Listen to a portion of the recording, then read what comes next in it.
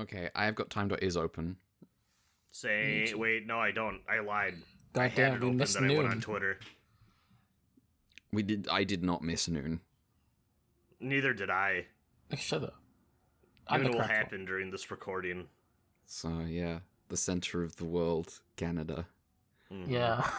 The East Or Coast. at least the East Coast. Yeah, it's noon in New York City. Yeah. Hey, I'm eating lunch over here.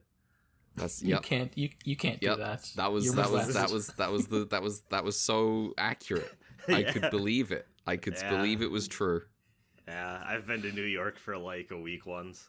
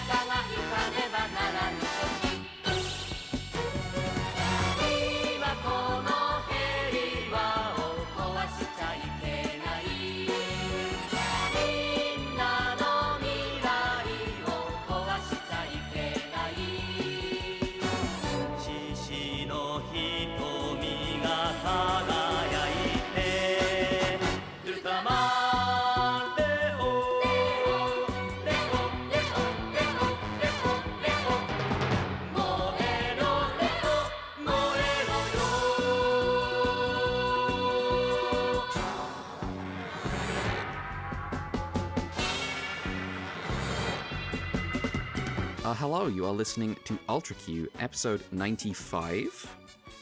Question mark? I'm joined by Mel. I'm Red. I'm joined by Mel. Hello, I'm back from Africa being incredibly culturally insensitive.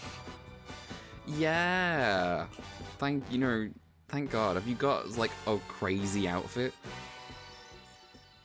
Like true, like, racist outfit? Yeah, I had to go to the gift shop to get it because no one actually wears that for there. Also joined by Brad. Every time I go outside, another loved one I know gets punched by an alien and doesn't make it out.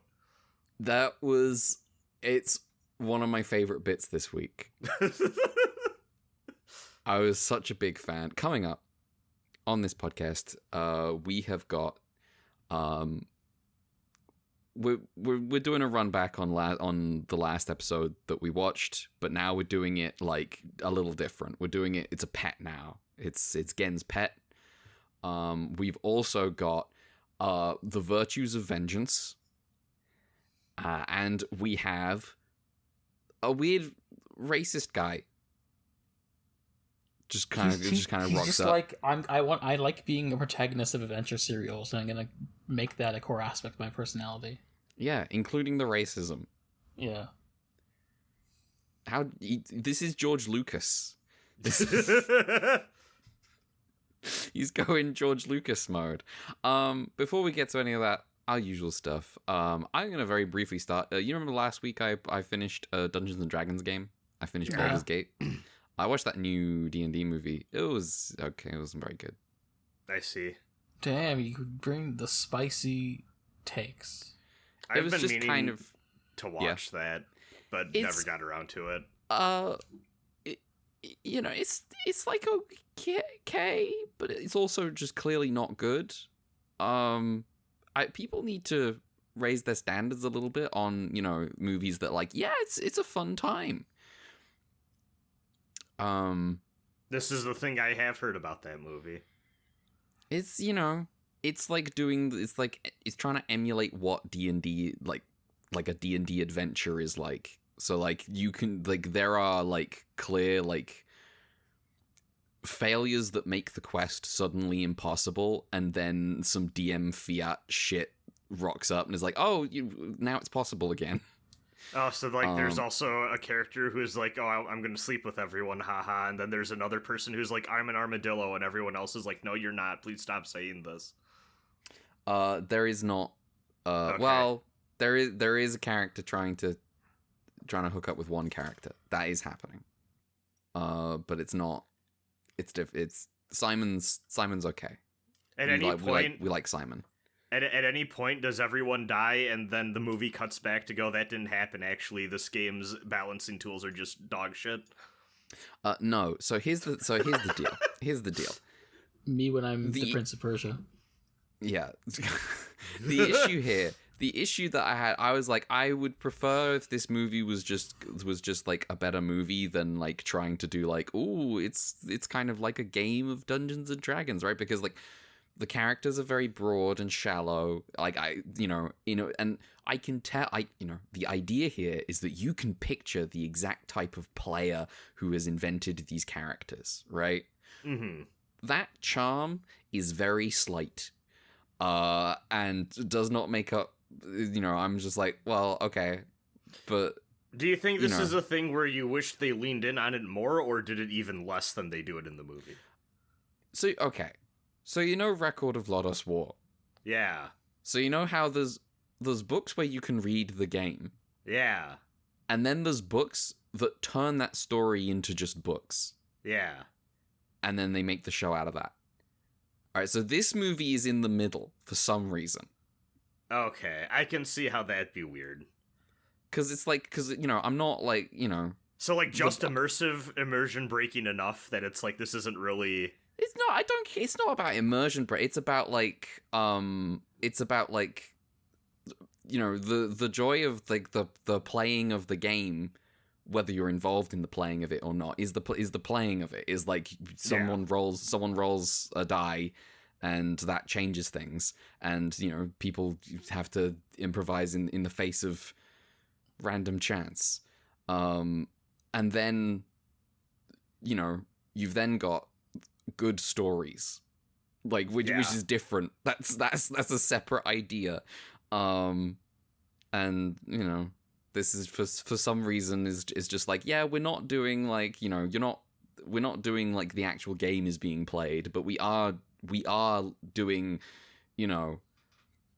like how the story that you came up with in your Dungeons and Dragons adventure, when you describe it to someone, is kind of shit, but like the playing of it was good. This is D&D Honor Among Thieves. It's not okay. So like Chris Pine is like, oh, I gotta save my daughter from the guy that's like taken her in as like his own as his niece.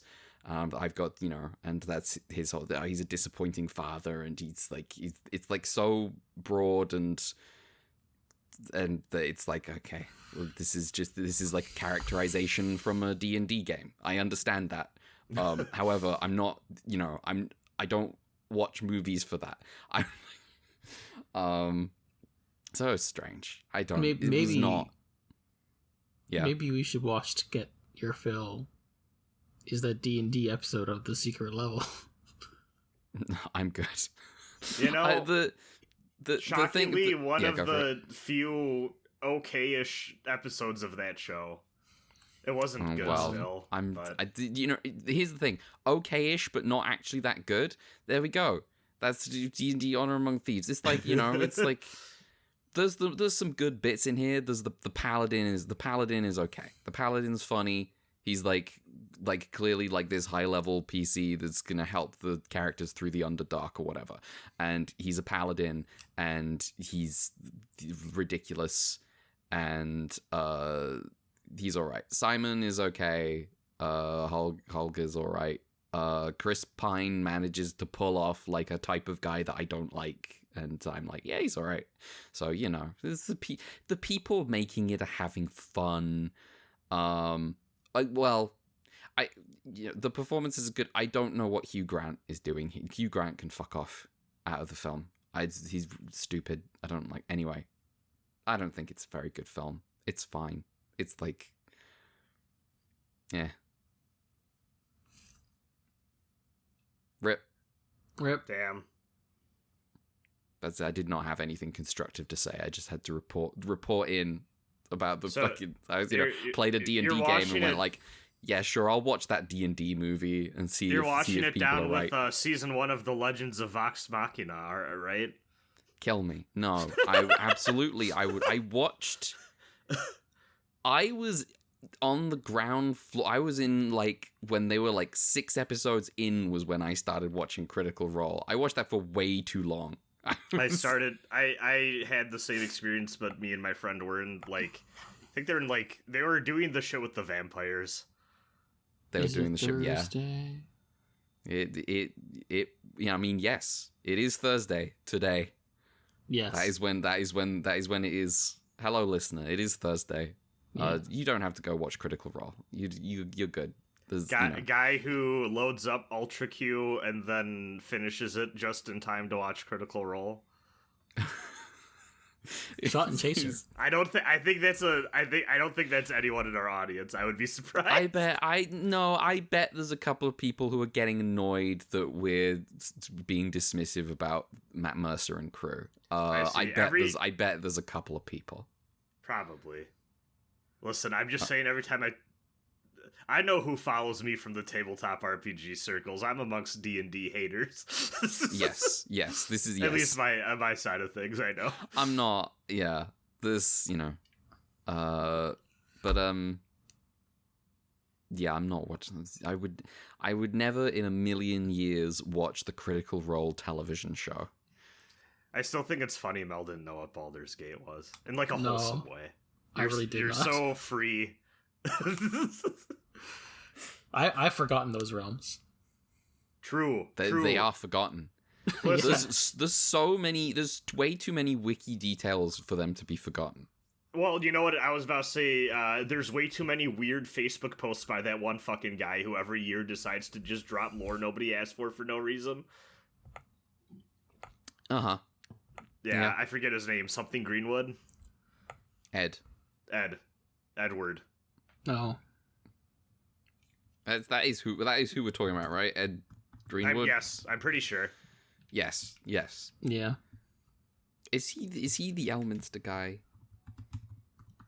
I don't know if he's the guy who invented he was. Elminster. Greenwood's articles in The Dragon often featured the wizard Elminster. Okay, yes. He Good wrote for him. the Elminster books. Okay, we're good. Okay. Good for him. And those fucking interviews. Yeah, whatever. What else D&D. you got?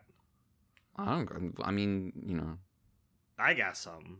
Let me go first. Okay, Alright. Mel, go. I'll leave 'cause Jiren to you. Yeah, I got it. I'm just here to say I don't really have much this week. I haven't really finished anything. I've just been picking away at stuff. We are not beating Jiren, gang. No. I don't know. I got like stuff on the side. I'm watching too many things for podcasts like Saint Seiya for some reason. Which I guess is a fun time. But also, I'm like, How many episodes in are mid-20s? Okay. Ooh, that's okay. Because, like, I keep also wanting to join in on that, but also I'm like, that's a long show. Yeah, it's like they got like, it's bi-weekly 7 episodes, and okay, yeah, like we're like basically right on the cusp of 30. It's goofy, but in a fun way. These boys keep dying and being alive somehow. But I guess that's just shonen. Also, I watched the first episode of the season premiere of SeaQuest Season 2, and suddenly the show changed to something completely different, and we're doing, like, genetically engineered people rising for their rights now, and the tone of the show changes, and they got a new... It's Gundam Seed! Guess we're doing Gundam Seed now.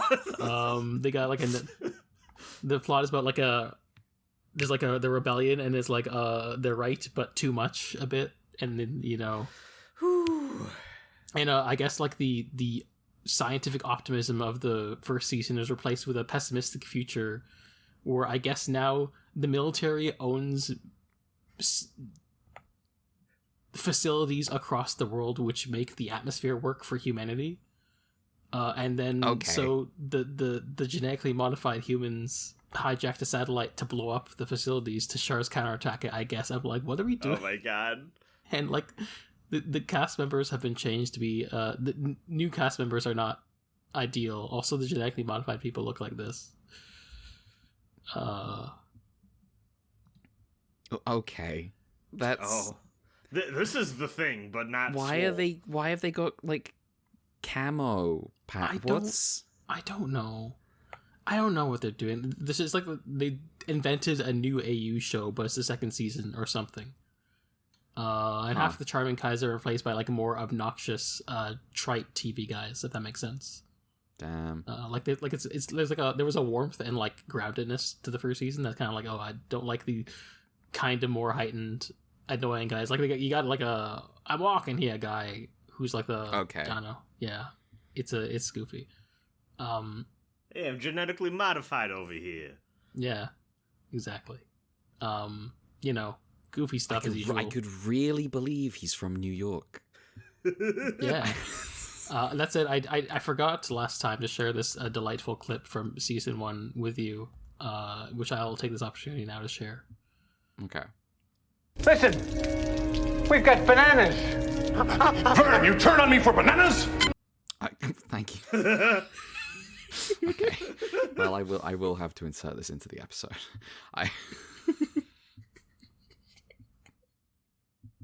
Stop about Vern. bananas. Stop out for bananas. Anyway, I'm just dumb. Like, yeah, it's mad stupid. Other than that, I mostly just like been picking away at like shows in the background. I'm like, I have not finished this. I should partly just finish things and partly to get off my hard drive.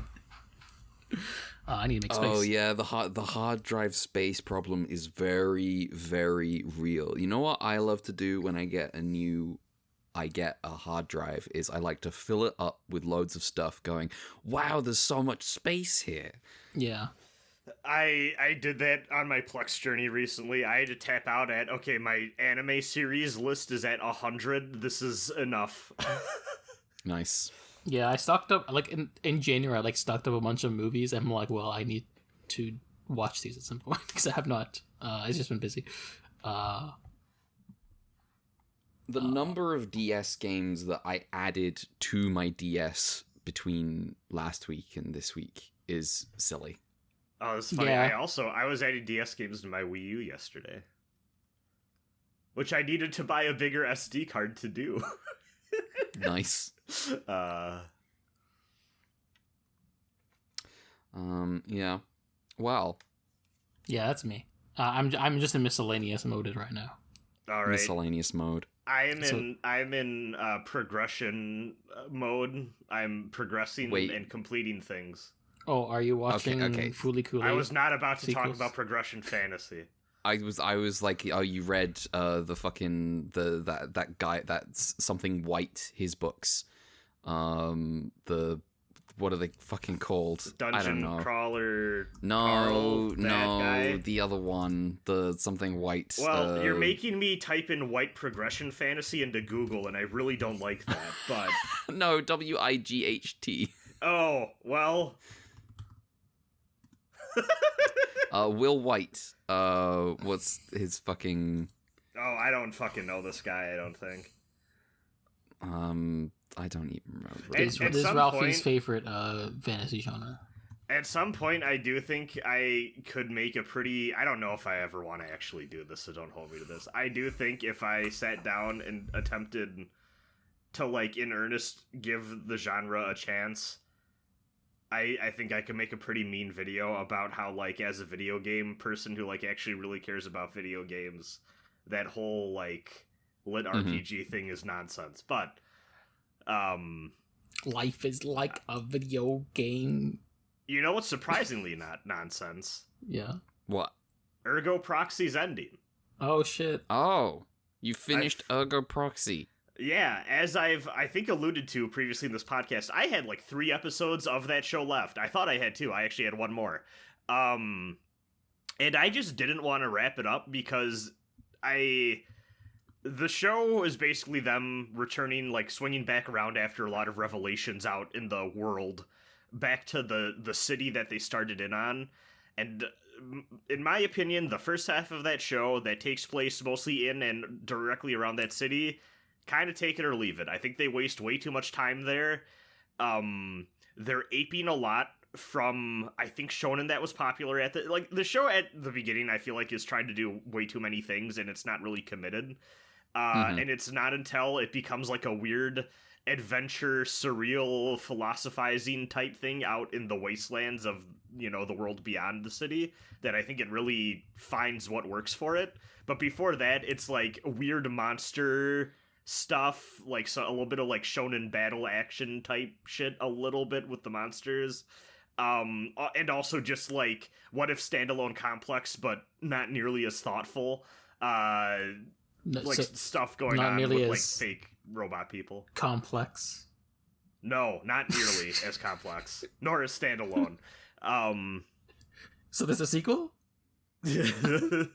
No, but it's so the last 3 episodes are like, okay, it's very obvious we're going back there to wrap things up, and I was just kind of assuming I wouldn't like it. The show does something really cool where you spend so many episodes in a row where the crew goes somewhere or something happens that just makes you doubt the sense of reality for each of the different characters. Part of this has to do with the proxies, the weird monster vampire creatures of the show. Each have like special powers that a lot of the times have to do with like illusions or like getting into people's heads, that sort of thing or whatever. And they do really fun and experimental things with each of the episodes with that. With that. So you get this fun thing where you go into the final arc, and the entire time you're like, okay, but is this actually happening? And that's kind of fun. And I like how they wrap up the subplots with a lot of the characters from the city that were more present in the first half of the show. Something that I thought was really fun that I hadn't considered is that there is a lot of characters that have been in this show practically every episode, but not as actually themselves. It's manifestations of other people's view of them have been showing up, and then it's like, oh right, okay, we're back to actually seeing the real guy on screen because we're back where the dude's actually at, which is kind of fun. It's where the Gnostic theming of the show that it kind of alludes to and promises, especially with all the terminology, really starts to actually fire off on all cylinders. I think the show's like big reveal is kind of rote and like whatever, but the real heart of the show is in the characterization of the 3 primary protagonists, and I think all 3 of them get done really well. Like they all wrap up and have their own closure in ways that I found really satisfying. And overall, pretty good ending, stuck the landing. I think that this is an alright, like, 7 out of 10 show. I do recommend, like, if you're interested at all, I think Ergo Proxy is worth at least one watch. There's some really phenomenal episodes in that second half that I'm going to be thinking about for a while, but boy, oh boy, do I think it lingers a little bit too long in that first half, and it takes a while before the people making that show are like, okay, this is where we really thrive. So, it's an alright time. I recommend. Yeah. Nice. Damn, it's crazy that I'm also going through a story that's in Cyberpunk and also has 3 protagonists. Yeah, I don't... It's weird because I'm not even sure if Ergo Proxy is like Cyberpunk anymore. I call it more like a Gnostic fable with cyberpunk trappings, maybe. But... Well, as we all know, Cyberpunk, the genre is kind of fake anyway. Yeah, that's true. Who's the third protagonist in Ergo Proxy? Okay, so there is Riel, the investigator from the city, who's also the mayor's daughter. There's Vincent, who is a mysterious immigrant from the city that seems to be tied to the proxies in some way. And then there's Pino, who is a tiny android robot girl who gets stuck with the make the robots go insane virus, but because she's a pure tiny innocent child, she doesn't go insane, she just gets free will. I see. Yeah, possibly my favorite character from that show, actually. Well, there we go with sometimes the third POV character is weird and fun. Yeah. Yeah. You know what? Actually, I do.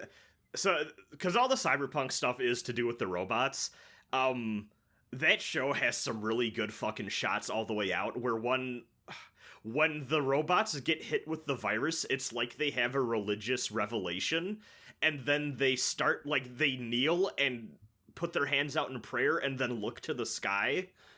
And there's some fucking sick shots of just a bunch of robots all looking up to the heavens. This is the sauce that they need in Mega Man X.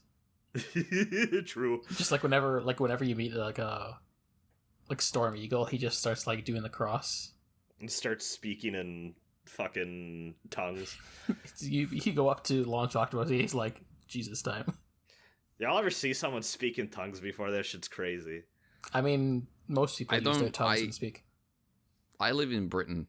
Yeah. We don't really do Christianity very seriously. Yeah. I mean, you have your own version of speaking in tongues, like, Wigan Kebab. I mean, yes. Speaking in tongues is, someone from like one corner of the country talking to someone from the other corner of the country. But yes. Yeah, there you go. I mean, we do. The thing is, what I mean is England. What I mean is England. There's Anyway, there's serious. There's like clashes between like Catholicism and Protestantism in Scotland. That happens. That's real. That makes sense. Anyway. Yeah. There's the football teams, the Scottish football teams. There's like the two big ones for years and years. I don't know if they're one still Catholic and top. one Protestant. Well, if you Celtic, that's Catholic. Yeah. Rangers, you're a Protestant. Okay. Generally. Okay. I think that's what it is. I think that's the way round it is. No, I don't know. My granddad was an Aberdeen fan, so I inherited that. So like one team praises the soccer ball as a relic and the other doesn't. Naturally, yes. And they also do all their calls in Latin. Mm-hmm. Yeah. I'm Catholic, I can make these jokes. I'm not Catholic anymore. I was raised Catholic forcefully. I need to clarify this every time. But, was Ergo Proxy all you did? No. Two other things. So, these are going to be check-ins more than anything, but I did think they were both, three were worth mentioning. My friend Trick is back from his extended family vacation in South Korea. It sounds like he had a phenomenal time. He's real happy about being back in the States. But because he's back, I can continue my journey going through Muv-Luv Alternative and Tales of Phantasia, both of which I was kind of doing so he could watch along. Silver lining. But yeah, Tales of Phantasia, I have progressed one more dungeon in, and again, kind of just keeping with what I talked about earlier. Good. It actually this game reminds me of Lodoss War all the time, where it's just like, oh, do you want like just a simple little D&D quest where you have to go to this tower and talk to the spirit up top, and like just all the way through the characters are written really well, and the dungeons are like fun enough, that sort of thing. Like this is my ideal like cozy 90s JRPG.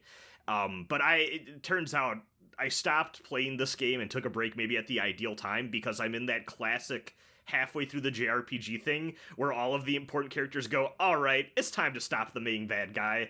And like a new, like weird like, I don't know what to call it, but like the game has gone from being traditional JRPG to being like, okay, the Valhalla War has begun. And now like, I think I need to go out and like defeat commanders, and there's a whole like weird war subsystem I'm about to engage with, and it seems sick as fuck, and that I'm does curious. Sound sick. Yeah. But I'm also like, it is way too early to end this video game, so I'm sure we're gonna learn something or two about the villain up to this point. I've heard who could say that like the classic Tales of formula is that they always pretend the game is gonna end like 3 times. That makes sense. I had that with Symphonia like really early on, where it was like, damn, it feels like 20 hours too early to be getting to the climax. There's clearly something else, and then I was like, yeah, there's something else. This entire map. See, I think the fun thing is that this game, I can definitely feel them pulling a fast one on the player, because one of the early things you do is, you need to get you need to make pacts with all 4 of the elemental spirits so that we can defeat the bad guy. And it's very obviously kind of gesturing towards that, like, Final Fantasy IV crystals thing, right? And it does take you all over the world map to do that. So I could see how that, you know what I mean? Like, someone none the wiser back in the day could have been like, I'm near the end of the game. Which is fun. So yeah, that's been cool. Muv-Luv Alternative, I can continue to not say too much about. I am at the big divergent point, and it fucking rules. Things are popping off in that game. And having a great time. It is wild to me how much, like, a typical mecha story can be elevated by having 75 plus hours of background characterization and world building and plot setup before the actual, like, mecha stuff pops off. It goes wild. Continue to be thoroughly impressed with Muv-Luv. I need one of you two to read extra at the very least so badly. I've got Muv-Luv on my list for this year. I've got Muv-Luv the first one, but like I'll probably just go straight into the second one because I need shit to do while I'm like. Yeah. Okay. Sometimes I work from home, and sometimes. Maybe. You don't... What? Maybe that means I have, a second monitor, and maybe I don't have work on that monitor. Maybe I have something else on that monitor. This is why we need to return to the office. Yeah, I'll probably have to start Muv-Luv over again, but I do need to get back to it. Sometimes when you're at the office, I read all of The Way of Kings at work, basically. Oh, I mean that's different. That's not something you have to put on like a USB drive and plug into your computer at work. No. That's like No, I have Google Books or whatever the fuck I got it for free on the other tab, and there was a weird summer I was working. Where, and in fact, I think this was I'm pretty sure it's the first place I landed right out of school. But, like, it was very obvious they needed me around for some stuff, but also they did not nearly have enough work to give me yet. And, like, it wasn't coming through. So, like, sometimes I would go in and my job would be like, okay, we're gonna tell you what to do as soon as, like, these people email us back. And then, like, every few hours I'd be like, got anything yet? And they'd be like, no. Just, like, find something to do, and I'd be like, oh, okay. So, like, I'd look for some spreadsheets to clean up, and then I'd do that for 10 minutes, and I'd be like, I'm just gonna read, I guess. And then that job became a shit show in that fall later, and then they laid me off eventually anyway, so, Mm-hmm. That's life. Where was I? Oh, yeah, Muv-Luv. No, Muv-Luv continues to be good. People are so wrong about saying you don't need to read extra. There are so many things in this game that are elevated by you seeing things in the different context from extra that you'll pop off for. Also, game is very good about, like, it loves to do the thing where, like, a bajillion hours ago, they drop 2 sentences that are like, oh, that's kind of interesting, but you don't think are going to be important, and then turn out to be hyper important. And they flash back just enough to be like, oh, yeah, fuck. It's cool. You know what? Muv-Luv, perfect to read any time of the day. Oh, damn. The universal. Holy shit. The universal recommendation. Yeah, that's how much it's amazing. It's 24/7 media. 24/7 media. Usually that means something different. But, the last thing I have is I have started Monster Hunter Wilds. The fighting the monster part of that game still seems really fun. Low rank has been turned into AAA action game Hollywood. You walk around the maps and then they go, whoa, it looks like there's some honey over in that corner. Oh, I think the thing that we can use to make some antidotes grows in this part of the swamp.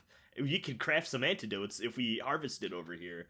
And it's like, we didn't need this. We really did not need this. But I would like to read a manual, please. Yeah, from what I gather, after you're out of low rank, game gets much better about just being like, fucking, just go do whatever. And I will say, too, my friends who I think were more skeptical going off of the beta and being skeptical, yes. I can't get away with shit around here. Nope. Hey, I'm talking over here. Yep, that's God, it's so real. Yeah. It's like I'm in that diner with Seinfeld. Yeah. I was gonna say with Andre. That too. I don't even know if that took place in New York. I think it did. It has those vibes. It definitely feels like a New York movie. Yeah. And then I went out in the woods and I fought a monster. But what I will say is my friends who were skeptical coming off of that beta, I think have turned around to liking it more than disliking it. I think there's still things that rub against them the wrong way, but also the vibe I get is that a lot of the big changes they actually don't care for, or they're like, okay, maybe this is getting a little too much, is actually stuff that originated from Rise. So, over time you maybe make things a little too easy, but it is what it is. I'm having a good time with it early on so far. I will say, what's your weapon of choice? I've always been a switch axe guy. You don't experiment? Yeah, I will actually, because so in Rise I did Insect Glaive just because I was like, I want to do something different finally, because I did like, well, I guess technically when I first played Tri back in the day I was a bowgun guy, because the original Wii version of Tri had this sick like customize the fuck out of your bowgun system instead of just having the light and heavy bowguns like they do now. But like 4U, what I've played of 3U, generate like all of that I've done. Switch axe World I did Switch axe, and then Rise I was like, I'm gonna finally branch out. Let's do Insect Glaive. And I want to play around with Switch axe and Insect Glaive in Wilds too. I'm probably just gonna stay Switch axe all the way through for low rank, just because I just want to get to the meat of the actual fucking video game. But I have been eyeing Gunlance for a while now. Yeah, Gunlance seems cool. Yeah, I'm like, if I was, I was gonna say, I haven't gone to Monhunt, but if I was like 3 weapons, it'd be like Insect Glaive, Hunting Horn, and Gunlance would be the ones I'd be interested in. Yeah, I'm curious because one of my buddies also too is like big charge blade guy, and one of the things that seems to be annoying him about big spreadsheet guy. Yes, 100%. Like so guy who loves guy who loves playing platinum games over and over again, has endless opinions about them and other action. Loves Treasure, loves Alien Soul, like one of those guys. Big charged blade fan, just because the layers of shit you can do with that. One of his annoyances has been like the weapons are becoming more similar in what they can and can't do over time. And so what you're saying is this is the Monster Hunter for FF14 fans. That's kind of what the vibe I've been getting, is they're homogenizing maybe a little too much. Because he's like, well, there's this thing that you could do with Charge Blade that was really cool that other weapons couldn't replicate as much, especially with like the guarding stuff, and now it's just like, oh well, like a bunch of them can do that. So he's like, the pull is, so he's been branching out because he's like, the pull for like what made me feel cool for using this is just no longer there. And I'm like, yeah, that I get it. Switch axe is for stupid babies, so like, I don't feel that. I gotta wait for a meter to fill, and then I can go into sword mode. And if I don't wait for the meter to fill, I get a penalty animation where he slaps the axe, and then I can go into sword mode. It's the most baby shit in the world. I do think it's funny that there's like 2 separate weapons that are axe that is also a sword, but they do it differently. Yes. One starts as one, then transforms into the other. They go from opposite directions. It's really fun. I think it'd be neat if they like added another weapon at some point, but it seems like they haven't done that since 4th gen. But also, I guess there's a lot of weapons already. there's a lot of all of my friends really want them to add a new one.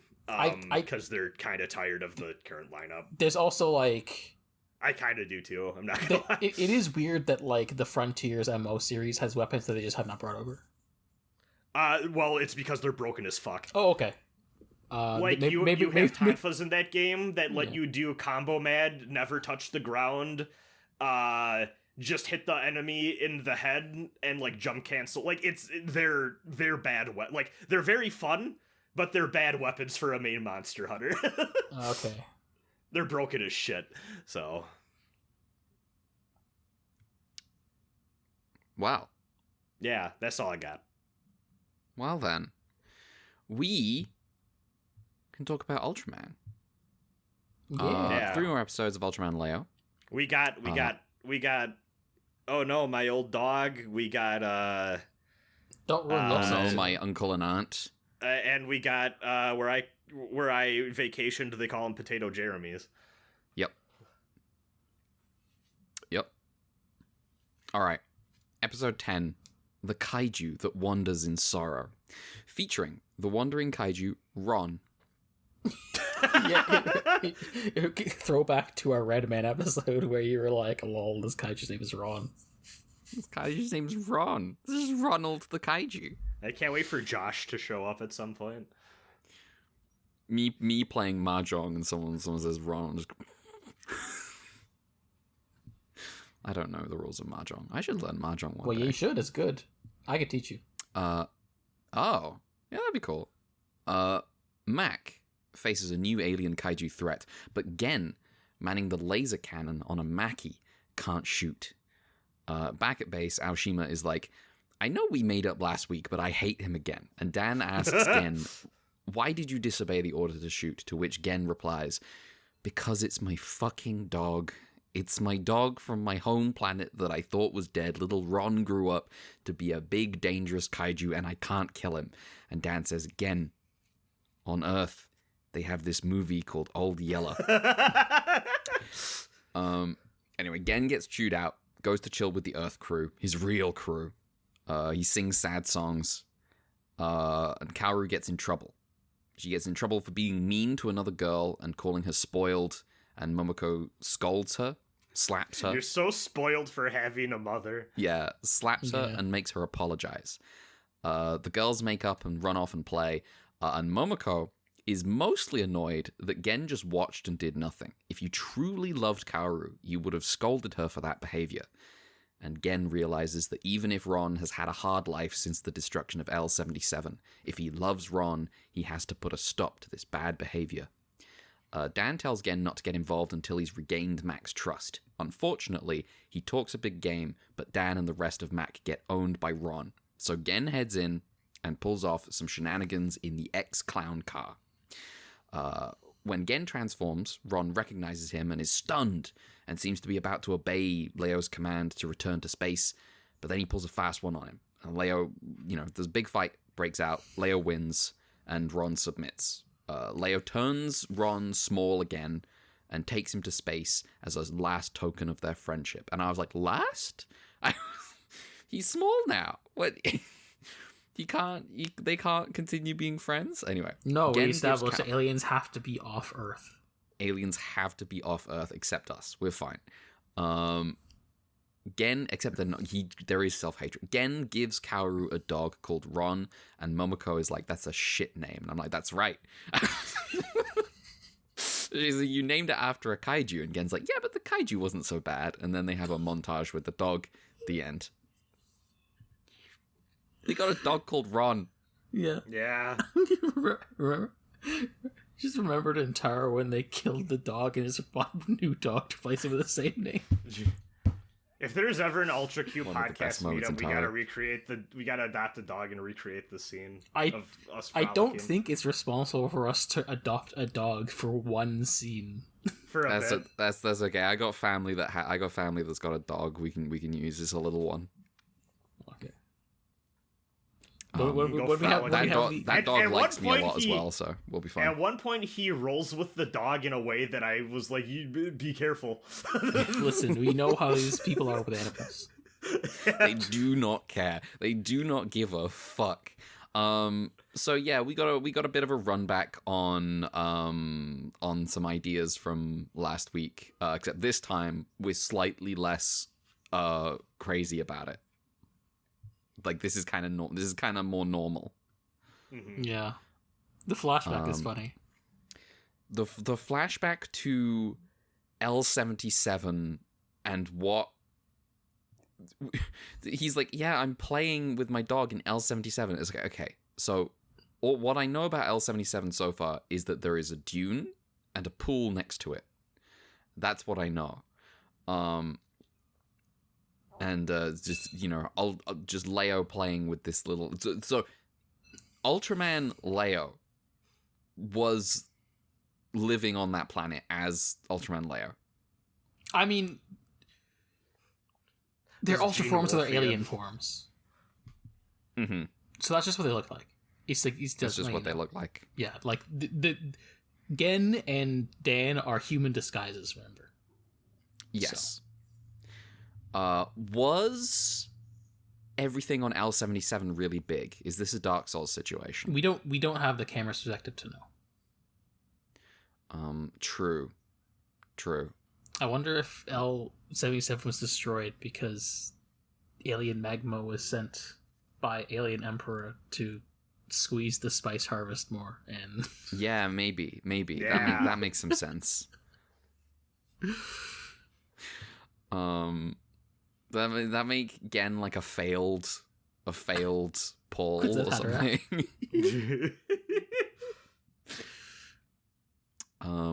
I imagine Paul went through some fucking Moroboshi Dan training.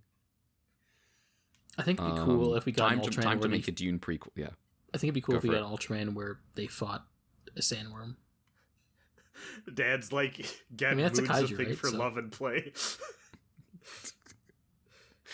The next episode, Dan's training is like, you must put your hand in the box. Oh hell yeah! He's got the Gom Jabbar on his neck. This is the high-handed enemy. Are you an animal? Are you an animal, Dan? Okay, so,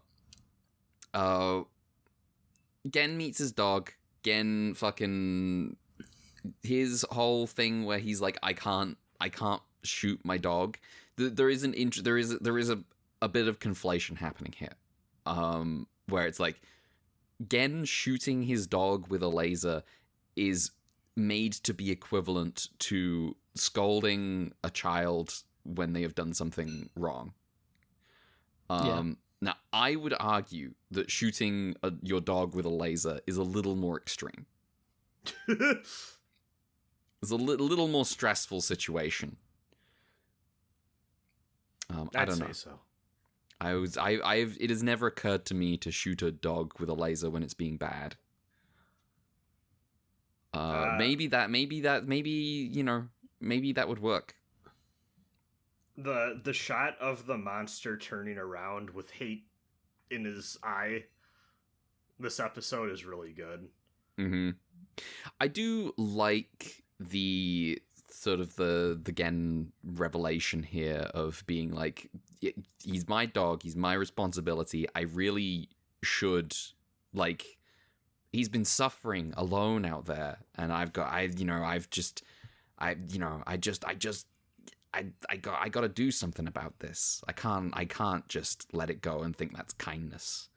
I think this episode also, like, kind of building on that being like such a revelation for him and him doing that on his own. Like, I do think that this kind of also solidifies that the show is also in on the fact that Dan's advice is not always going to be right or this is all again. Yeah. Which I appreciate, is it's like, oh, he is not the definitive tough love always correct guy. Like, he has his opinion and he has his input, but at the end of the day, Gen's like, nah, fuck that. I'm not killing him. This is just a better version of the Giro episode. Yeah. I like this one. It's just normal. It's fun. It's also just it doesn't fall.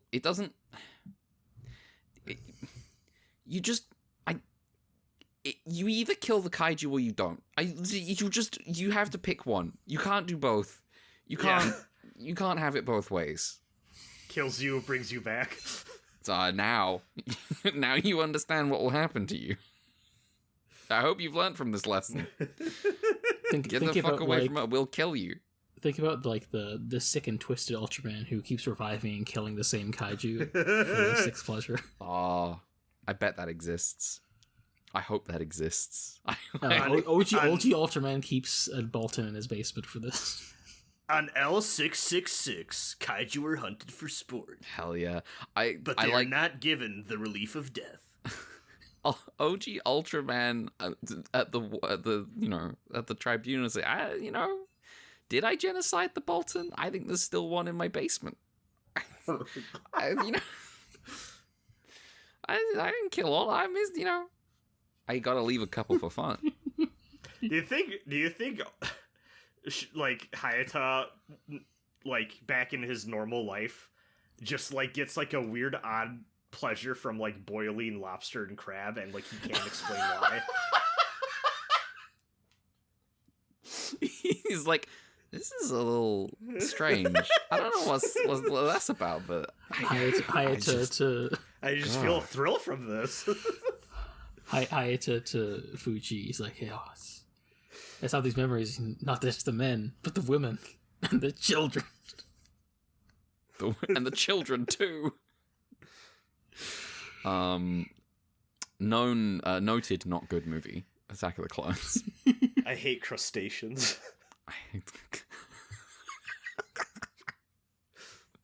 They evolve everywhere. They evolve.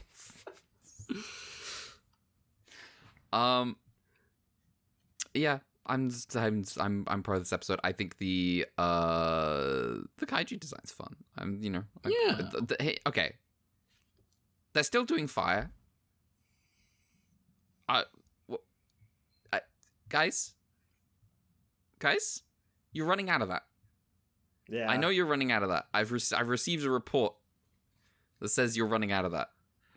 They're going bankrupt like how I did when I broke a carton that still had 10 eggs left in it this week. Oh my god! Oh no! Oh yeah, you talked about that in our abyss stream. Yeah, I know. Please donate to my GoFundMe. Holy I will shit. lose my apartment.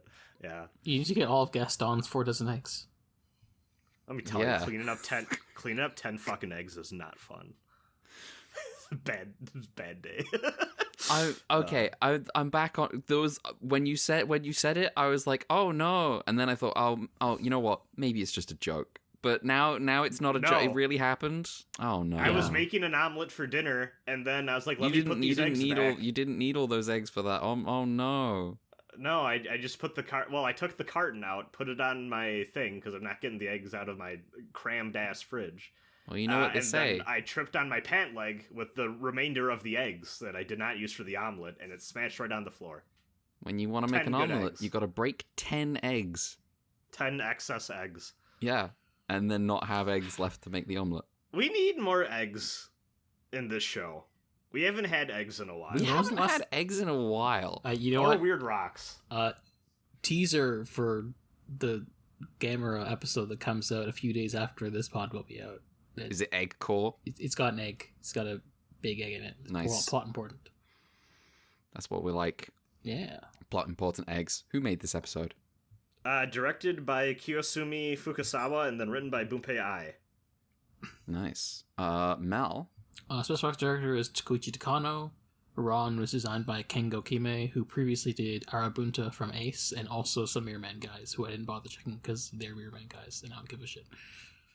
You know what's actually funny is that this is directed by the exact same guy as like the "Oh no, it's my friend, don't kill him" episode. Completely different writer though, and I'm like, huh. Sometimes it's all in how it's written, folks. Yeah. One of them's got it down. Yeah, I think this is a pretty good episode. I don't have all that much to say about it though. Yeah. I think that's fine. Is there anything? I've got it's weird. I've written 3 summaries. The first one is like I would say 2/3 of a page of A4. The last one is like half of a page of A4. The middle one is more than one page. So if we want to, we can move on to the one that I guess by summary I have deemed to be the meat of this episode. Sure. Episode 11 is called A Man Covered in Mud, featuring Alien Kettle, the grotesque alien. That's mean. I do have to... Did either of you have what I did, where you went, wait, is that alien Magma, not remembering what he looked like because it's been a minute since he showed up? No, it was good. I had this for like the first, I would say, 2 appearances, and then I was like, wait a minute, no, Magma looked different.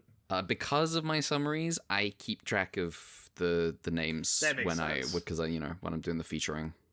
Yeah, that's like what we pay you nothing for. I was about to say, you pay me? Yeah. In friendship. As, a friendship's okay. You got any money? After those eggs, let me tell you, buddy. Oh, damn, I guess not. All right.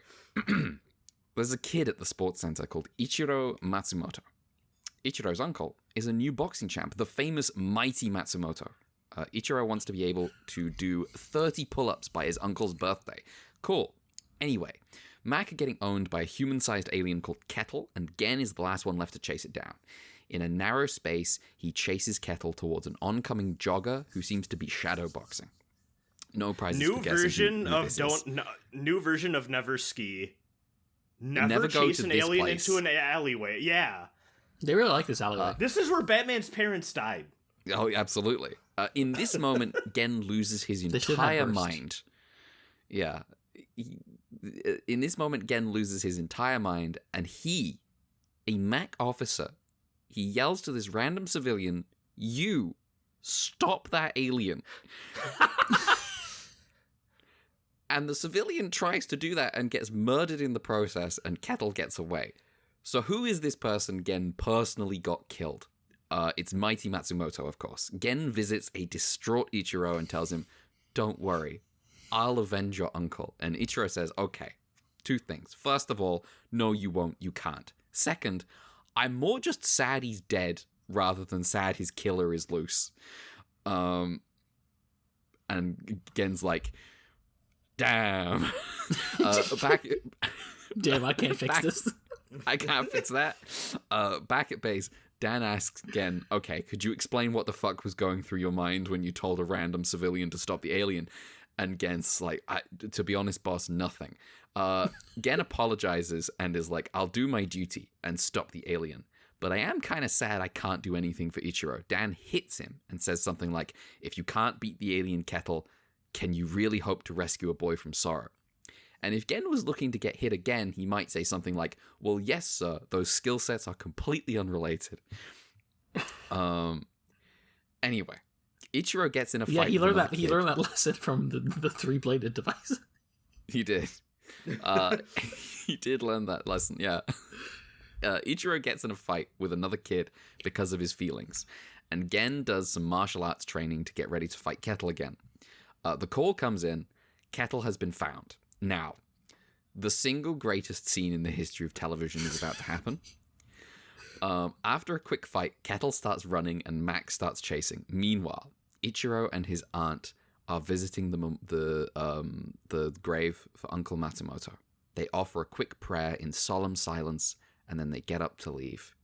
As they leave, Ichiro's aunt glances up and gasps. Kettle runs right up and punches her in the face and then keeps going. There's a drive-by punching. Sarah... It's honestly kind of ridiculous how fast this happens. Yeah, it's really funny. It's incredibly fast, and someone says, "Look after her," and I'm like, no, I was like, is she dead? Is she looking after Kettle? Kettle. Oh, right. Kettle runs off. Gen chases, fights him, gets owned, and Dan has to save him. Dan turns up and says, "So his aunt's dead." Kettle hates this kid. It's like Kira Yamato vaporizing everyone Shin loves. It'd be funny if they shook hands at the end of the episode, like to see Destiny. Yeah, yes. Dan tells Gen, hey, don't throw your life away. You still have to avenge the deaths of Ichiro's uncle and aunt. You're the only one who can bring light back to that boy's life. Gen encounters Ichiro doing pull-ups and tries to encourage him. Ichiro insists Gen wouldn't understand his pain, and Gen one-ups him. Like, actually, you still have parents, and I don't. That probably works. That probably feels great to hear. And Gen has some advice. The thing that kept him going through his pain, it was the fact that the alien magma was still out there, and Gen wanted to kill him. Ichiro, I will also kill Kettle for you. Now blessed with the idea that revenge will save him, Ichiro gets back up to do his pull-ups, and in so doing shows Gen how to beat Kettle. It's because Kettle does a lot of jumps, and you can catch him when he's falling. Gen trains by throwing a punching bag into the air and catching it. Kettle reappears, and this time Gen catches him mid-leap. Kettle turns big, and Gen evades some explosions, turns into Leo, gets cheered on by Ichiro, and then Ryder kicks Kettle to death. Later, Ichiro is heading back to America to live with his parents, and Gen's like, hey, next time you visit, you're gonna do 50 pull-ups, right? And Ichiro says, no, absolutely not. I will do 100 pull-ups. Everyone has a good laugh about his ambition and sends him on his way. The end. His aunt getting punched in the face, like, Saraba, Ichiro, I'm going on ahead to meet your uncle. just immediately fucking owned. I can't decide if it's too much or if I like it for doubling down on how miserable they want to make this child. It's like it crosses over from I'm engaging with this episode's ideas into okay, this is funny. I am now in that distanced mode of Ultraman where I'm watching this and going like, ha ha ha. The drama that is happening to you is most amusing. I'm sorry, small child, tiny child. It's like, Ryder, what do they say fuck her for? Like, yeah, she's just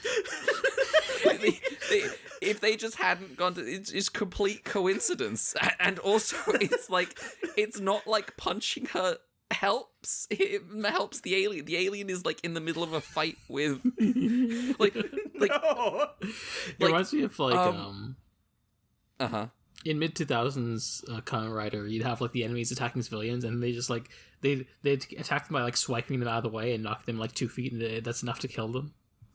Yes, yeah. I just love that Matsumoto dies because he tries to interfere. He tries to fight. He tries to box an alien. He tries to box an alien. This time, the alien runs by, sees random woman, punches her in the face, and just keeps going. Now imagine the version of Space Jam where like Michael Jordan's like, I'm gonna dunk on these aliens, and he dies. Yeah. Yeah. And there's like, we live in a world, I guess like Michael Jordan's just dead now. Michael Jordan's dead now.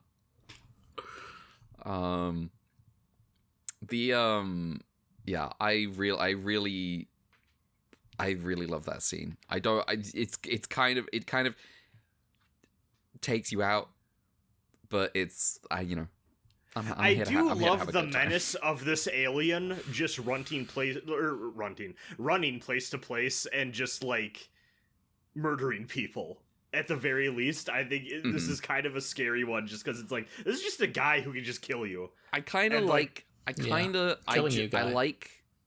the fights. I like everyone just piling in just to be like, yeah, we gotta beat this alien, and the alien kicking their ass. I think it's good. It's like reverse Mirror Man.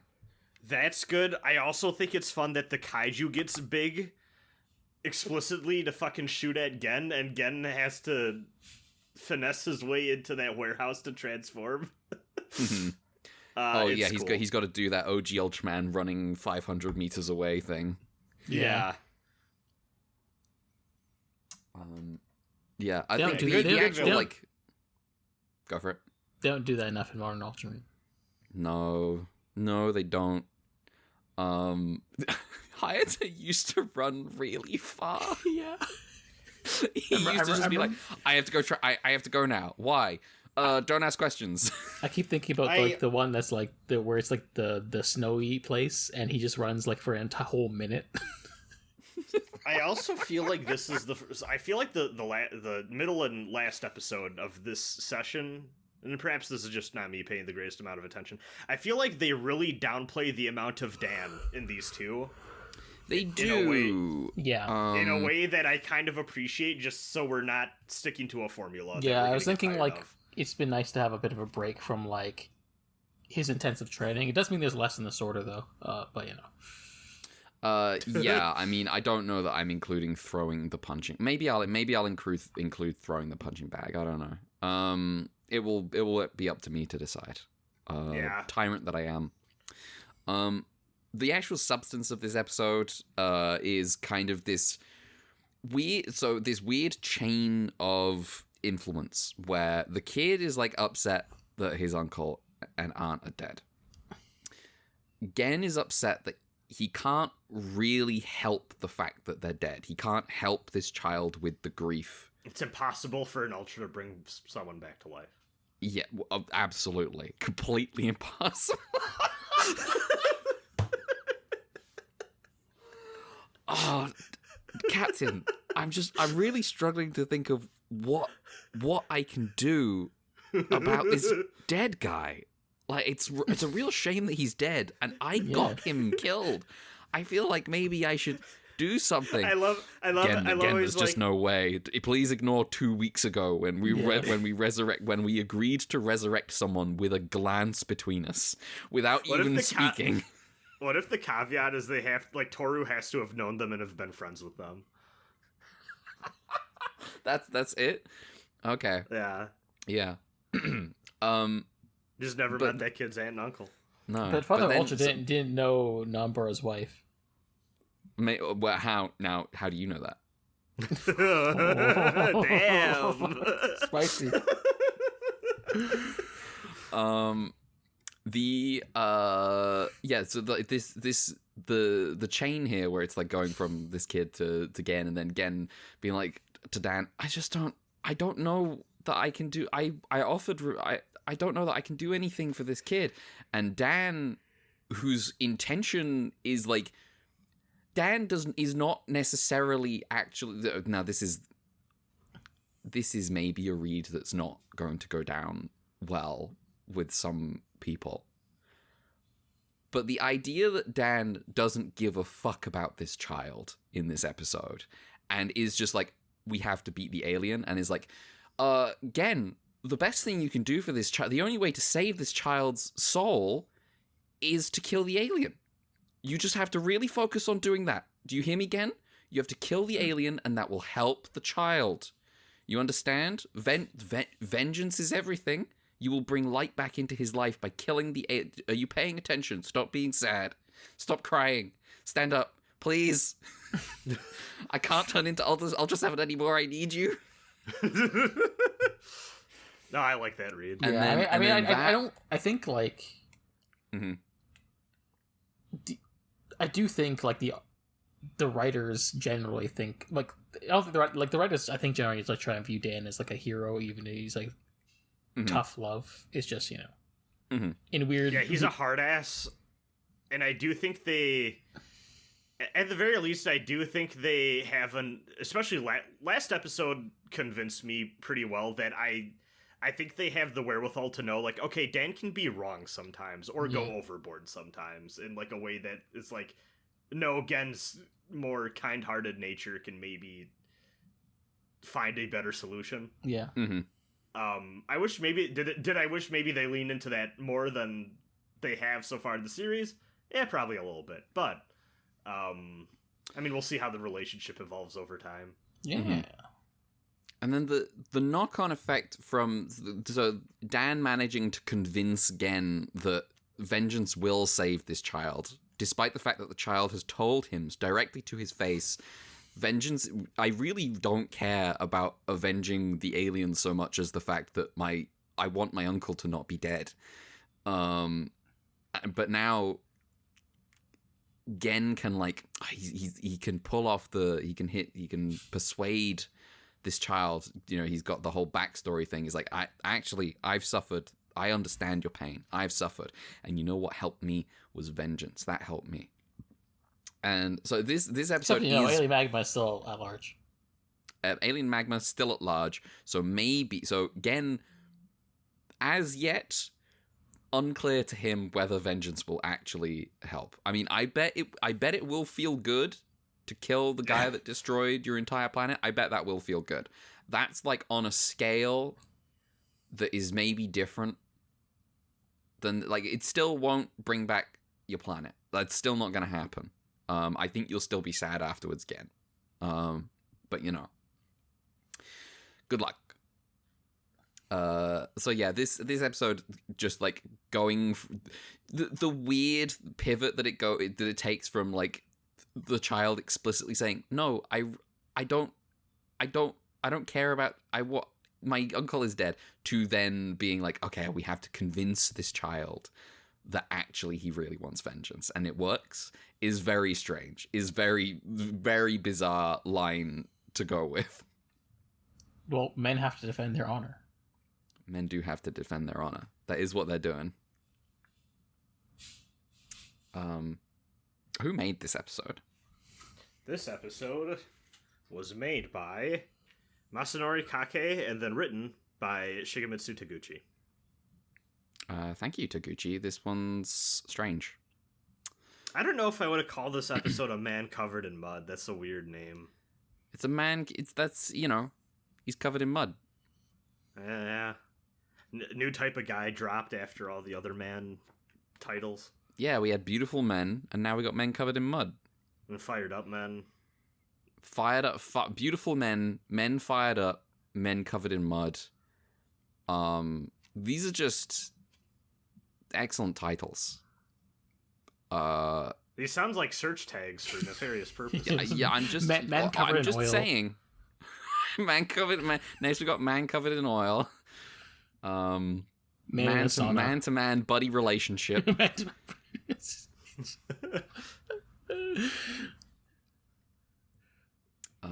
think it's more mean on to call that this in alien this podcast, by the way. Okay. I think it's mean to call this alien the grotesque alien.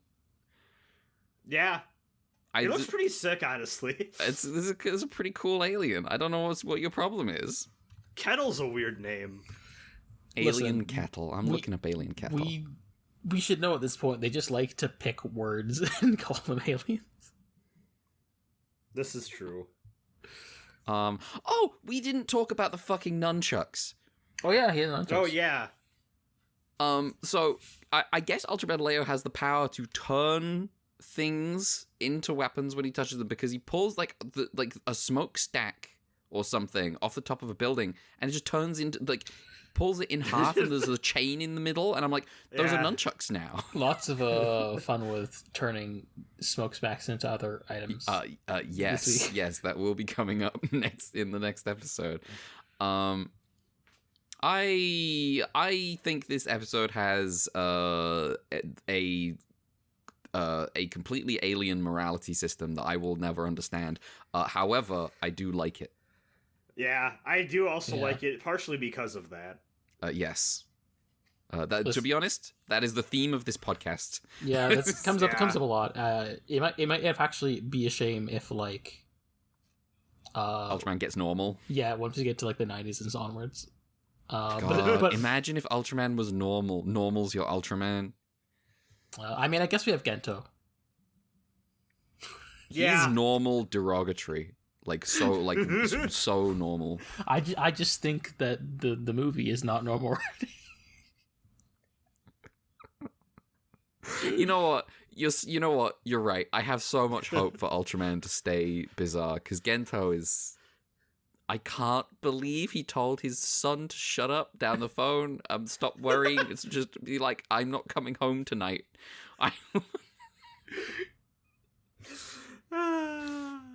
This is why our sandwich order is good. Mm-hmm. Yeah. What else do we have to say about this episode? I have my stuff. Oh yeah, you have your stuff. Go for it. How could you? I'm the Forgotten Realms. You're the forgotten. You're the Sword Coast. Yeah. This and the next episode have the same duo. Nobuo Ujima in charge of special effects, and the kaiju in both episodes by Tetsuo Osawa. Nice. Do we have anything more to say about this episode? I feel like this is we're weirdly not talking about the episodes a lot. I don't know why. Maybe that's something about these episodes. I mean, I feel like...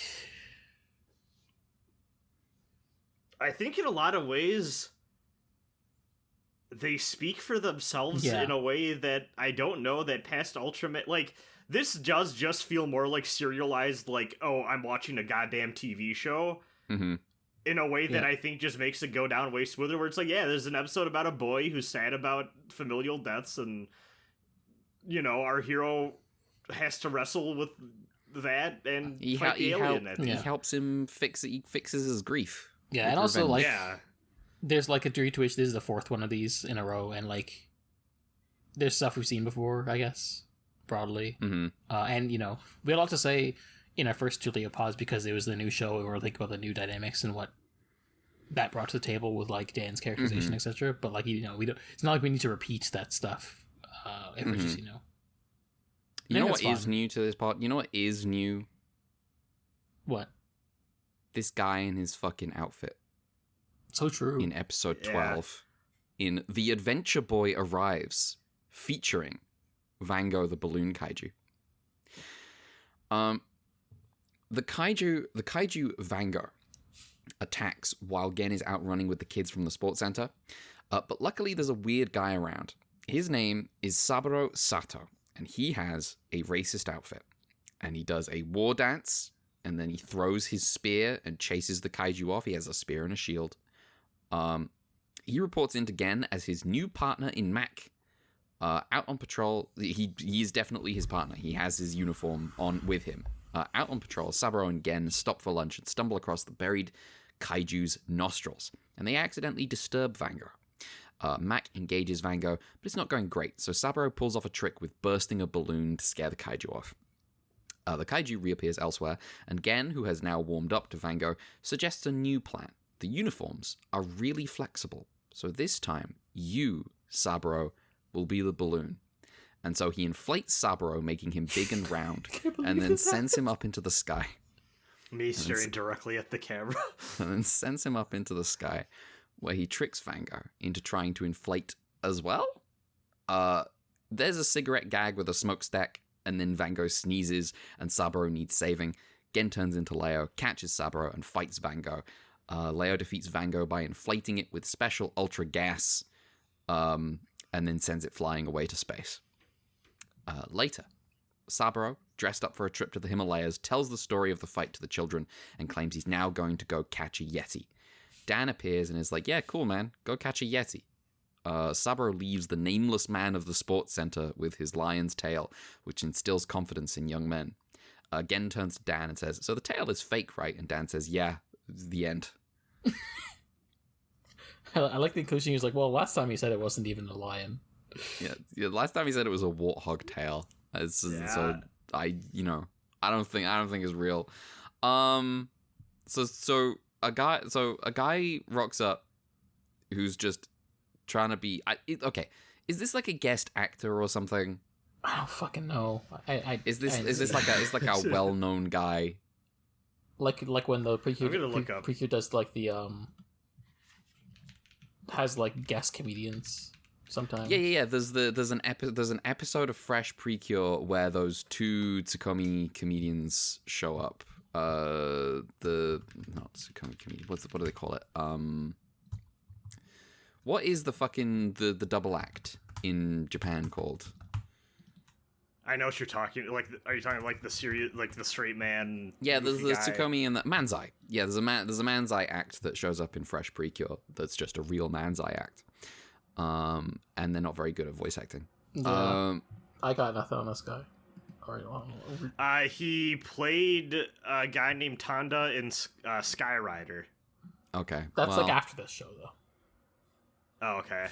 That's like 79. So I don't know nothing about it. This guy rocks up. This is like a funny, goofy guy turns up, and he's been involved in like adventure stuff, and he's like, this is gonna be one of his adventures, and then he's gonna head out and do some more. That's his thing. I don't, obviously, when he rocks up in the racist outfit, I automatically disengage my brain and go, okay, I don't like this guy. Oh, how could we forget? He was Defense Forces member in episode 18 of Ultra 7. Oh, wow. What was episode 18 of Ultra 7? SpaceX Escape. Oh yeah, that one. I think the translation we had was like Escape from Dimension X or whatever the fuck. Yeah. Oh, that one's mid. Yeah. Yeah, it really is. It's mid, but also a better version of a more mid episode they did later. True. He was also Shadow Man in episode 33, Invading Dead. Oh yeah. Oh, He's one of the those shadow guys. people. Yeah. The one. Yeah. There's all the shadow people. Yeah. Yeah. That's a cool episode. Yeah. That's like 2 episodes in one episode for some reason. Hajime was The cooking. shadow bit's really good. Yeah. So yeah, how do you feel about this episode? I think they had a leftover script from Taro, and they had to make it an episode. Feels like It feels like... Okay, so... I hate to bring it up because, like, I can't say this enough, fuck this guy, but... The smokestack as, like, a giant monster smokes is unironically a bit they fucking did on the Chappelle Show when they do a Godzilla parody. So to see this decades earlier just done in one of these shows was like just really wild and surreal to me, to be like, damn, like, I guess that is just like a gag you would think to do, huh? They invented nothing. No one's, the people the people who invented Godzilla are doing the jokes. Yeah. Of course they are. Yeah.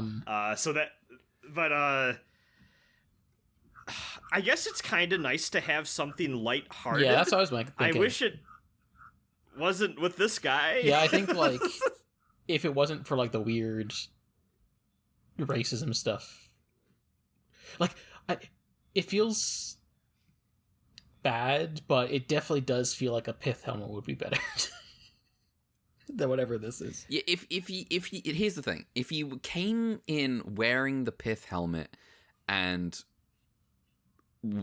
we would have a fun time laughing at this guy. Yeah. And his stupid attitude. Because he comes in with like the outfit with the spear and the shield and doing like a war dance, and like he's like, I've got all this knowledge, like talking from about like Africa. the tribes and shit. Yeah, I spent time with this tribe. And I've got a lion's tail, and the tail's not real, obviously, but it's like it's I don't like it. I don't like this guy. It's not good. This is the 70s. Shit was, obviously shit's racist today. Shit was racist in the 70s. Yeah, when Furuhashi, when they said, like, in the Ultra 7 episode where they're gonna get the Rock from Africa, and then Furuhashi, like, almost isn't a racist. Yes.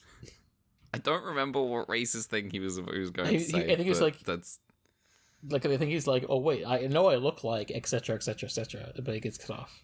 Oh right, yes, they do. Oh my god, I forgot about that shit with Furuha. Yeah, shit's racist. Yeah, like this guy has the energy of like the character of a slice of life anime who's like, I spent 1 year abroad and now that country is my personality. Mm-hmm. Yeah. The rest of this episode is like, so it's alright. It's kind of, it's alright. Yeah, I do think like having having a goofy episode is like fine. It's just like a bit of levity. Yeah, because I know, like, I think it is like the fair critique we got in last week's email was like, yeah, if it's just like Dan continually throwing Gen to the meat grinder every episode, then it just gets relentless. It is funny that Dan does just like this guy though, unqualified. Yeah, Dan just turns up and said, you heading out? That's such a shame. I like you. I liked having you around. I do love the lie he says at the end where he's like, yeah, Ultraman told me to go chase after the Yeti, so I'm gonna go do that. Yeah. I do like that he at least has a different cosplay for each place he's going. I just wish he had a less racist one for Africa. Yeah. I obviously, there's some for some reason, just some random inflation content in this episode. Yeah. They go hard on it. They go hard. It's like, okay, we're gonna these suits. The moment he said these suits are really flexible, I was like, oh my god. Then he goes up as the balloon, and then the kaiju is just like trying to inflate itself. Ridiculous. The actual scene of like Leo just blowing into the kaiju's tail to inflate it is a little strange. But this is the kind of author's barely disguised fetish that we like to see in our strange kids shows from the 70s. Yeah. Yeah, that's also why it feels like a leftover Tara episode. Yeah. Who made this episode? Do you think they rejected this one because they were like, this isn't a fairy tale? I don't think that matters. They were like, we have to save this one reality for the next Ultraman, and then the next Ultraman came up. Is like, well, I mean, we said we'd save it. We did say that. Who made this episode? This episode was directed by Masanori Kake, and then written by Bunpei Ai. All right. Mel. Like I said, same as last batch. Last episode. Oh, yeah. Nice. All right, batch this week. Yeah, it's I had a good time. Still not like, we're not bangers again, but still like, higher highs than last week. Yeah, not bangers, but I'd say I enjoyed each of them. Last one maybe a little more contentious, cagey on, but that's just how it goes. That's I how still it goes. enjoy. Like, I still liked it. This guy is turbo racist, but I still liked it. It's it was literally like if it wasn't like the first 5 minutes of the episode, I would maybe have a more substantial summary for the episode. But the moment he showed up in the outfit and then started doing the war dance and stuff and talking about the tribe, I was like, I am like, yeah, I'm pulling this. I'm stopping full screen. I am pulling this window over to one side of my monitor. And I'm pulling up Blue Sky. This was the episode where I almost like, maybe I'll just watch this times 2 speed before I decide not to. I checked out just because of the intro. But yeah, it was still like mostly fine, to be honest. Yeah. It's just a bad taste in the mouth. The rest of the episodes this week, I had a good time. I like again crying over, like getting really sad over his dog, and I liked that woman getting punched in the face by the alien out of nowhere. Him ran directly at her for some reason. Decided, fuck this kid. I'm gonna kill all his family. A guy who watches the Ultraman Leo episode 12 inflation scene at 0.5 speed. Sorry, I need to get that brainworm out. Nice. Yeah. We understand. Do we have anything more to add, or should we move on to our other stuff? We can move on. We can have a shorter week. Color timers. We can have a shorter week this week. Anyway, color timers. Episode 10, 3 minutes 13 seconds. The flashback is 52 seconds. Episode 11, 4 minutes 18 seconds. Episode 12, 2 minutes 14 seconds. You'll notice that, like, basically only one of those is within the new limit. Yeah, I really don't think this limit change thing did anything for them. It's almost like it was never real. Yeah. Very strange. Very strange state of affairs. Do we have any emails? I do believe we do. Let me just open them inbox. Dear Strongman. We have one. Yeah. Hello. I was about to say hello before you said who it was from. Yeah. New types can understand everything. Yeah. I am not. I would not be a new type. I would not be able to handle that shit. I mean, new types can't handle that shit either. Maybe I would be a new type. Yeah. I could handle it. I could melt under pressure the way that new types do all the time. I could do that. Put me in the robot. I'll explode so bad. Yeah. Anyway. Tap is here once again with the subject line Ultraman inflation. Yep. Mixed batch of Leo episodes here. The Ron episode has some nice ideas, and the focus on Kaoru is nice. The conflict between Dan and Gen is good, but I still find it despite having warmed up to a lot of other episodes and watching the show. Episode 11 is good. I like the focus on Kid with their relatives and the parallels with Gen. Ellipsis. I was dreading the weirdly racist inflation episode, but was surprised at how much I enjoyed it once we got past the opening scene and into the plot. I think that's fair. Mm-hmm. It's really just the opening scene that kind of ruins the episode. I guess Saburo's just intended to be some Japanese Mac member who, when he just takes on the garb or whatever, goes, yeah, he's like, he cosplays for each adventure, basically. He's going George Lucas. Do you think he made his own uniform? Yes. Do you think that's how he got in? He made his own uniform, and it was so good that Dan was like, fair play. Yeah. I mean, you've got the uniform. This dude in a few decades would have been the most obnoxious YouTube travel vlog guy. Oh, hell yeah. So episodes this week watch I've enjoyed more than I remember, and I suppose this is one of them. Anyway, here's a question which I don't think this person knows we've answered before on previous emails. What kind of kaiju pet would you want to have? Let's go. Okay, so kite pack. Was the specific question what kind of kaiju pet would you want to have? Because that one we haven't answered before. I guess what kind of kaiju pet would you want to have? Ooh, that is different from the question. I was about to go straight into answering the questions that we had before, but that is different. Okay, I would like. I mean, maybe like some kind of bird kaiju. That's probably. I think I've answered that before, but some kind of bird kaiju, something that could like perch on my shoulder and then can get big and I can ride it around. I want a fucking blorbo. You want a blorbo? Like, just give me a little guy, like a fucking it looks like a tiny ass like baby Pokemon. Do you want that vegetarian kaiju from Taro, the one that's always yelling Moto? Yeah. Are you gonna turn him into a pickle? You don't want that one. I don't think you remember what that one is. No, I do.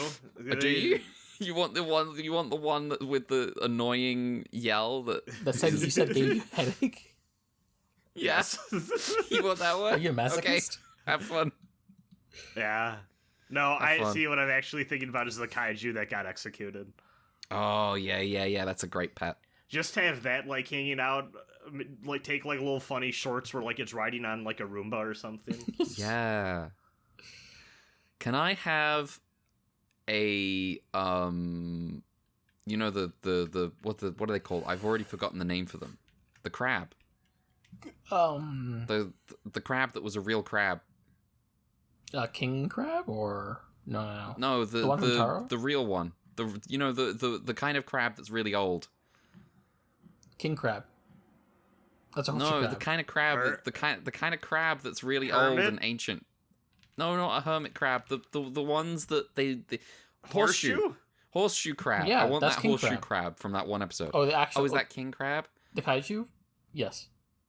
No, I just want the crab. Oh, you just want the horseshoe crab?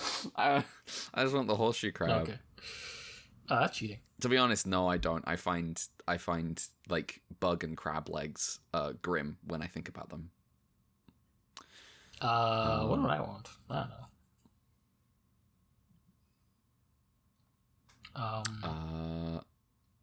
Do you want the rab dog? Do you want the one that's just a dog? That just sounds so uninteresting, even though it feels like the same. Okay. Oh, well, no.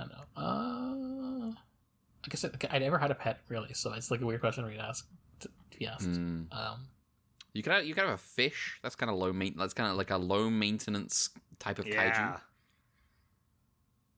and it's like really nice to look at. Yeah. I had a beta fish growing up. I had an alpha fish. I had a sigma fish. Damn. Fucking. I just fucking. My brain. I was going Sonic 06 fandom mode. I was just going. That just makes you a beta cuck. I am a real alpha gamer. Did I ever tell y'all about the cat I had named Cujo? No. No. So when I was growing up, I got home one day. There's this adorable black cat in the home. Mm-hmm. My mom was like, hey, I can't remember the exact circumstances, but basically the family decided to rescue this cat because it was adorable and had kind of like a tragic, like, was not taken care of properly. Mm-hmm. But it also became quickly cat, apparent. Yeah, so we rescued the cat.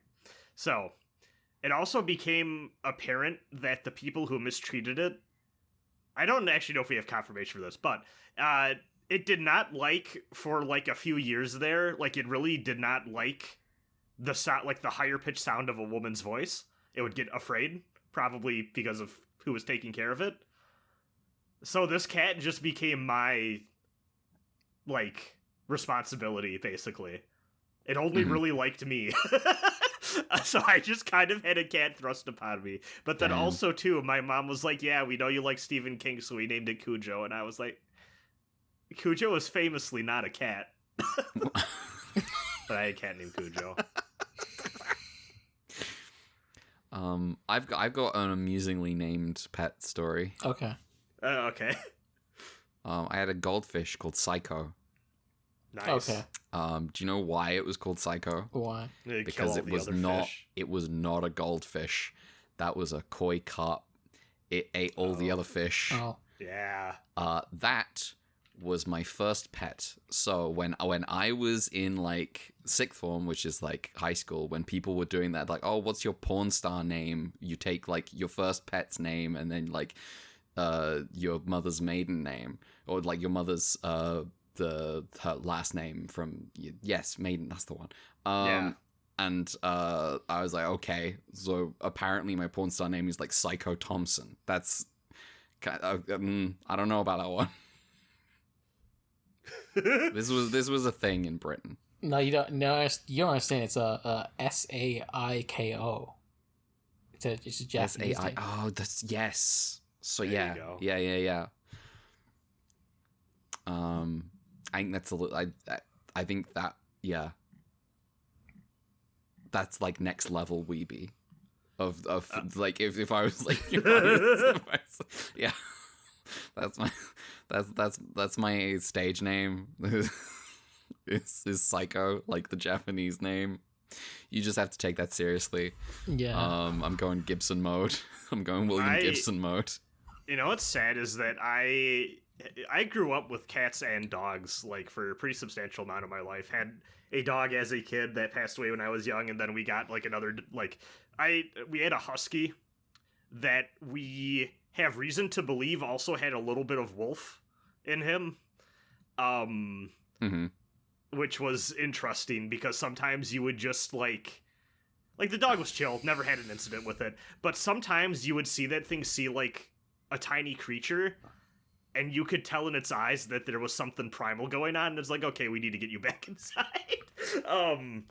I mean, it's like when you it's like playing with a dog. You know, you got a little like a stuffed toy or whatever, and like, you know, you're playing tug of war with it with the dog, and the dog starts like yanking it left and right. It's like, oh, you're trying to break its neck.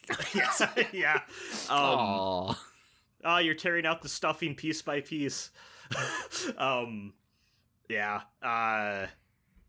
But my allergies, like, after that dog passed, like my sister and her family got a adorable beagle that is now since passed as well. And like we didn't get one, but like my sister's family had a dog, so like we kind of got our fill without having to actually take care of the thing. But in the meantime, since then, my allergies towards cats and dogs have got significantly worse as I entered my 20s. It really sucks, but like I don't think I'll ever have a cat or a dog again because like my eyes get really watery, I get really scratchy. It's not a good time, so it's a bummer. But Damn. It is what it is. Rip. We talking about kaiju? We're talking about types pets. of kaiju pets. Yeah. I think we've sufficiently answered that question. Yeah, I kind of did, didn't, but it has spawned some conversation. Yeah. Do you have an answer to the question? And if not, there's always the previous emails by Mothra Fanboy. So. Yeah, we always struggle with that with those questions. I immediately every time I'm like, oh, good question, and then I try to think of kaiju that would be like pets, and I'm like, hang on, no, these are all like. Yeah, which choju are you going to put a leash on them? Some of them are just some of them are like aliens. They're like Ultra sentient species. Ultra 7 was kind of a hard one for that one because like most of these are just guys. Yeah. Sicko answer, the android wife. That guy. Oh no.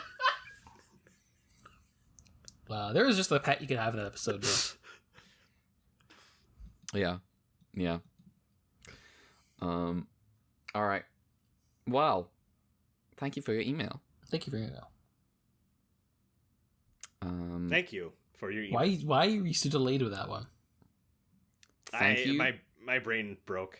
For your email. I'm practicing that's how Shatner talks, right? Thank you. Let me watch that one episode of SeaQuest where he plays Yugoslav warlord. Wait, hold on, I can do it better. Hey, I'm thanking you for your email over here. It's like William Shatner is really here and from New York. I don't know that's where he's from in real life. He's from Montreal. Wow, the New York William Shatner is like on the microphone with us. I can't believe I moved from Montreal to do this bit in New York. Wow. I'm taking the wagon train to the stars over here. Wow, I can't believe Brad found the New York William Shatner and like brought him onto the podcast with us. Let me tell you about Africa. That just became like fucking Andrew Dice Clay. I don't know what I'm doing now. All right, we're fucking. I mean, so I have to see at least some episodes of Star Trek about like here's talking about Africa in a really racist way. I believe it. I mean, I don't. I mean, when Africa comes up, it's there is like an episode of season 1 of Star Trek or something with Uhura can speak Swahili. That comes up, but it's not like it's more about like it's the whole utopian vision of like the Earth united type thing. There is other racist shit in Star Trek. Oh, I'm sure. Anyway, just like how Ultraman could be racist in an episode without other ethnic groups by making a kaiju named Geronimon. Yeah, easy. Okay, that is us this week. If you want to follow us online, you can do so at ultra_QUEUE on Twitter or ultra_QUEUE on Blue Sky. No underscores on Blue Sky. I'm also on Blue Sky. I'm at Red November. Mel. Hi, you can follow me at DuCrowns on Twitter and Blue Sky. We got an email, ultrapod@gmail.com. And there's a fund that is a coffee. I always get those words mixed up. Ultra Fund. Hopefully one day we'll get subtitle stuff, but maybe there's stuff happening in the background right now. Question mark? I have some inclinations. Also, I feel like there's some housekeeping we got to do also forestalling Brad's bit. Maybe Brad go first, and then I'll do the housekeeping. Brad. Where to find me? Yeah. Okay, my brain broke. I'm be invoked everywhere. That's BE_INVOKED on the Twitter account I barely use at this point, and be invoked all one word on Blue Sky. All right, Mel, you got a thing you want to talk about? Yeah. First of all, next week we're doing 3 episodes of Leo, but we're also watching the Arc movie because someone subbed that. Oh, that's right, we are doing that. Yeah. So make sure to I'll put this order in the description of this episode because I have to go watch that movie. And then oh shit, right, yeah. And then that means that we're wrapping on Arc so much earlier. Yeah, because someone actually went and subbed it instead of having to rely on the official subs, which took forever to come out for some reason. I see. We'll actually remember those kaiju. We will. So yeah, maybe. Looking forward to the resolution of that man-to-man buddy relationship. And also this, at the time you're listening to this coming weekend, we're going to be doing another Gamera recording, so send in emails for Gamera as well. Make sure to give different subject line emails for Gamera and Ultraman Arc. And also Leo. I guess make sure to just say what your show is being covered in the email, so I know. And I don't know, I guess also, we're a month from now, we're doing the Golden Kamuy, so get ready for that. Specifically, we didn't say how many volumes we're doing for the first episode, but we're doing 6. It's the first 6. Yeah. We're gonna test if that's yeah, because nice. It was either that's batches of 5 with the 1 of 6, or batches of 6 with 1 of 7, and so we're testing. But we'll see. I read the first 2 chapters yesterday. That looks like it's gonna be a fun time. I didn't. Immortal Sugimoto. I wasn't sure what kind of guy he was, but I'm glad he's a fucking dork. He's ridiculous. Can't believe the thing he tried to do that opening chapter, but it's Golden Kamuy is just a string of ridiculous, extremely large men, and also a very tiny woman.